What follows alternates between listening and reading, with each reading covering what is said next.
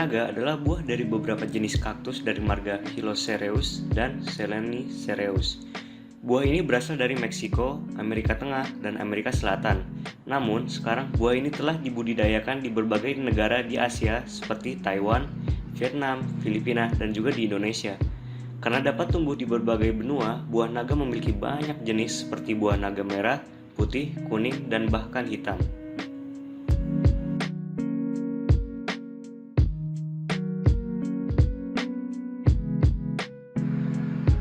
Pada dasarnya, budidaya tanaman buah naga hampir sama semua. Tanamannya merambat dan memiliki lapisan lilin pada permukaannya, tetapi daging dari masing-masing buah naga yang dapat membedakan jenisnya.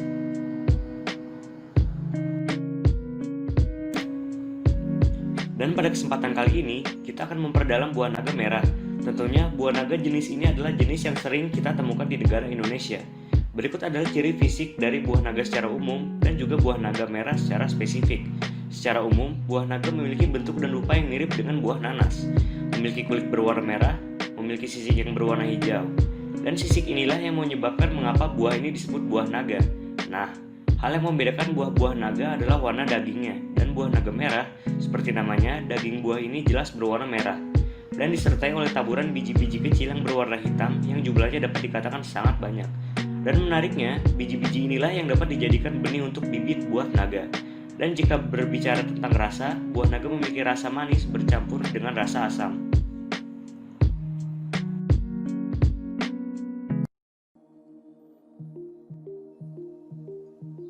Halo anak-anak, hari ini kita akan lanjutkan materi baru kita yaitu mengenai teks laporan hasil observasi. Sebagai tujuan pembelajaran kita yang pertama, mampu mengidentifikasi ciri teks laporan hasil observasi. Yang kedua, menyimpulkan gagasan pokok teks hasil observasi.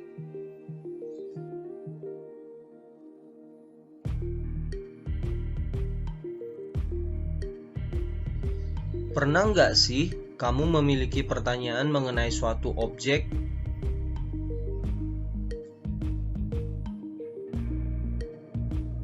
Misalnya, apa saja sih kandungan pada madu? Apa itu museum?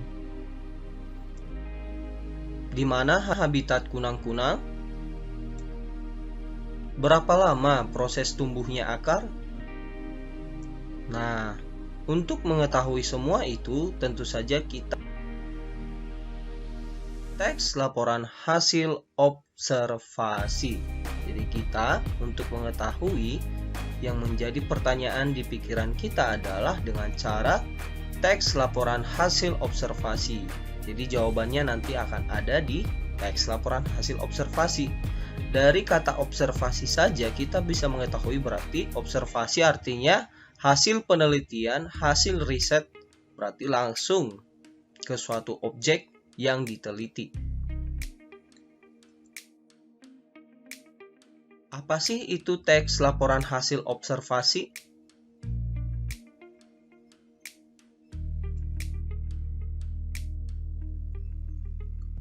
Pengertian dari teks laporan hasil observasi adalah teks yang berfungsi untuk memberikan informasi tentang suatu objek atau situasi setelah diadakannya investigasi atau penelitian secara sistematis. Laporan hasil observasi bisa berupa hasil riset secara mendalam tentang suatu benda, tumbuhan, hewan, dan ekosistem tertentu. Teks laporan hasil observasi biasanya berisi fakta-fakta yang bisa dibuktikan secara ilmiah.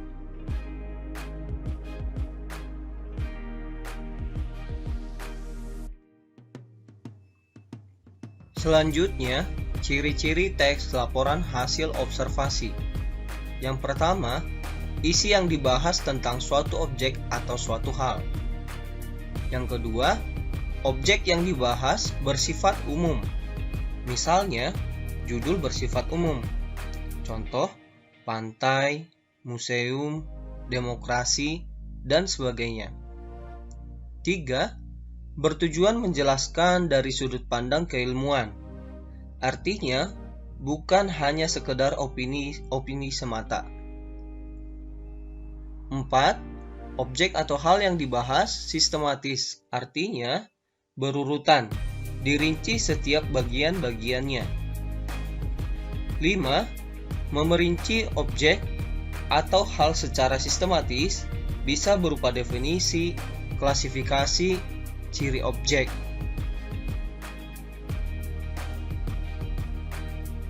Sekarang, kita akan mempelajari kalimat utama dan gagasan utama.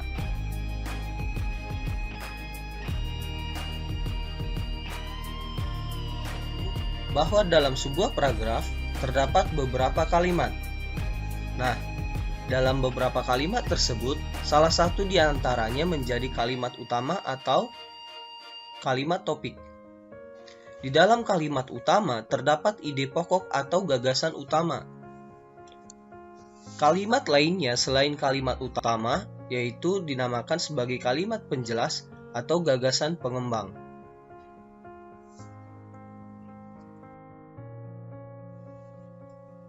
Pertama, kita akan membahas kalimat utama. Kalimat utama adalah kalimat yang mengandung gagasan pokok yang digunakan untuk membangun isi paragraf. Kalimat utama dibagi menjadi 3, yaitu deduktif atau dinamakan di awal, induktif atau dinamakan di akhir, dan campuran dinamakan awal dan akhir.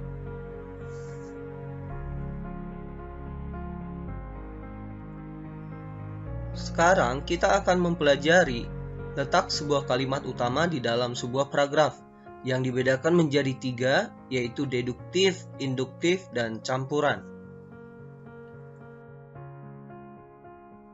Pertama, paragraf deduktif.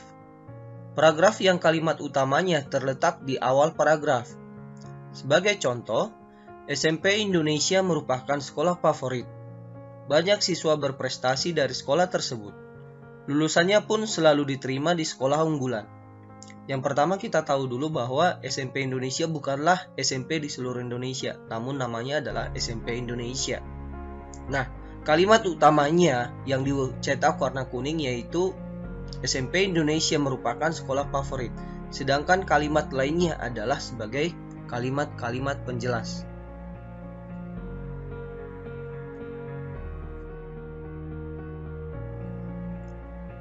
Yang kedua adalah paragraf induktif.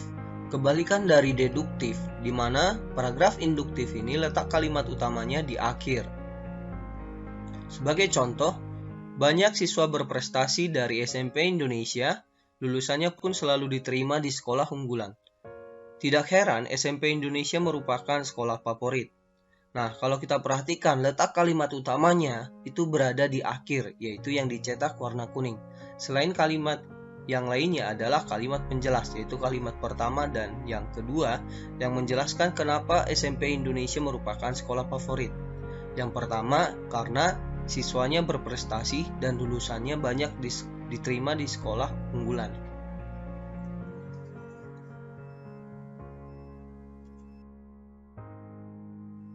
Ketiga, paragraf campuran. Paragraf yang kalimat utamanya terletak di awal dan di akhir paragraf. Sebagai contoh, SMP Indonesia merupakan sekolah favorit. Banyak siswa berprestasi dari SMP Indonesia. Lulusannya pun selalu diterima di sekolah unggulan. SMP Indonesia selalu menjadi sekolah percontohan.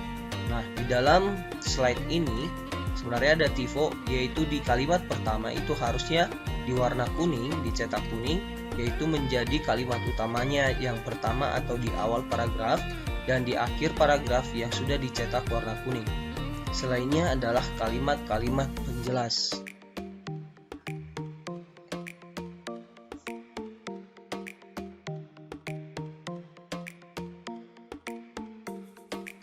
Selanjutnya kita akan mempelajari gagasan utama. Gagasan utama adalah kalimat yang menjadi inti paragraf. Gagasan utama seperti yang disampaikan sebelumnya itu terletak di kalimat utama. Dalam hal ini untuk menemukannya bisa dengan 2 cara. Setelah kita menemukan kalimat utama, yang pertama kita bisa meringkas kalimat utama tersebut.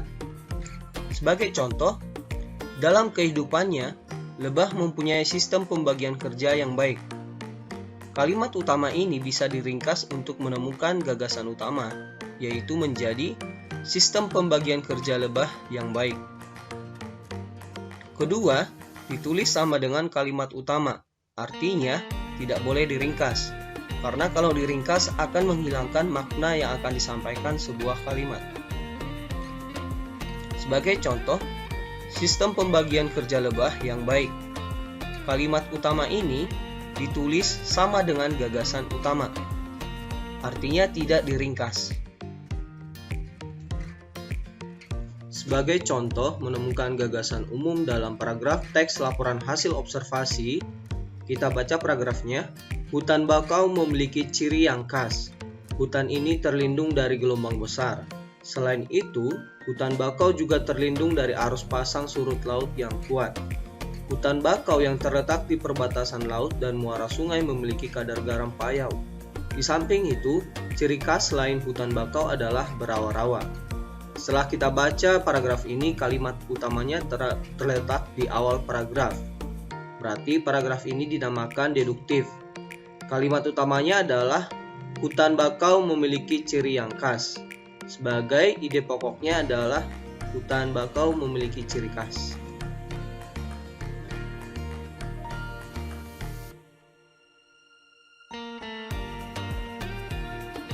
Contoh kedua, museum lembaga yang berfungsi mengumpulkan, merawat, dan menyajikan serta melestarikan warisan budaya masyarakat untuk tujuan studi, penelitian, dan kesenangan atau hiburan. Oleh karena itu, museum merupakan salah satu tempat penting dalam upaya pelestarian sejarah. Kalimat utama dalam paragraf ini terletak di akhir paragraf, dan paragraf ini dinamakan sebagai paragraf induktif, di mana kata "oleh karena itu" termasuk menyimpulkan isi dari paragraf, sehingga kalimat utamanya adalah kalimat terakhir. Sekarang kita akan menentukan gagasan umum dari kalimat utama, yaitu museum merupakan tempat pelestarian sejarah. Kalimat utama kita ringkas.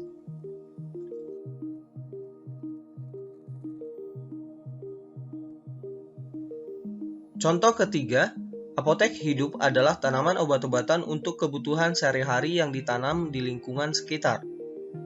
Tumbuhan tersebut dimanfaatkan sebagai obat tradisional atau obat herbal. Obat tradisional lebih aman karena bersifat alami dan mudah didapat. Oleh sebab itu, sebagian masyarakat lebih suka mengonsumsi obat-obat tradisional.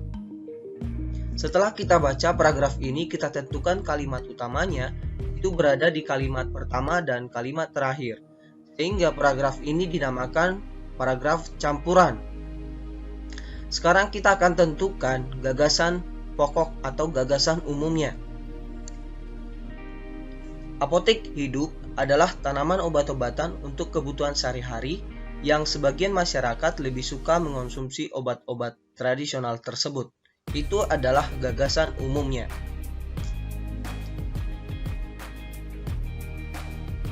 Apakah kamu paham materi ini? Silakan diskusi dan lanjutkan latihan.